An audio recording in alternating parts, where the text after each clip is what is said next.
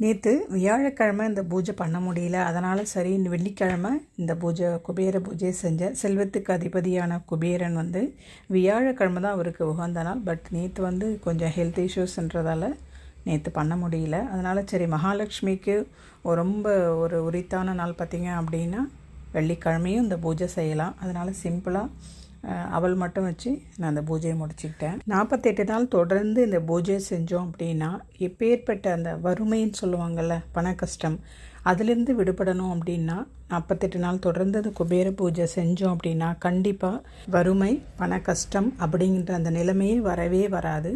உண்மையாலுமே இது எந்த ஒரு இதுவுமே செஞ்சு பார்த்தா தான் தெரியும். ஓரளவு ஒரு 2-3 நாள் செஞ்சுட்டு உடனே நமக்கு அது கிடைக்கணுன்னா கண்டிப்பாக கிடைக்காது. தொடர்ந்து ஏதோ ஒரு விஷயம்னா தொடர்ந்து நம்ம அதை செஞ்சுக்கிட்டே இருக்கணும். அப்போ தான் அதனுடைய பலன் கிடைக்கும். நான் அந்த பலனை அனுபவிச்சிருக்கேன். அதனால் நான் உங்கள்கிட்ட சொல்கிறேன், கண்டிப்பாக அந்த பூஜை செஞ்சு பாருங்கள்.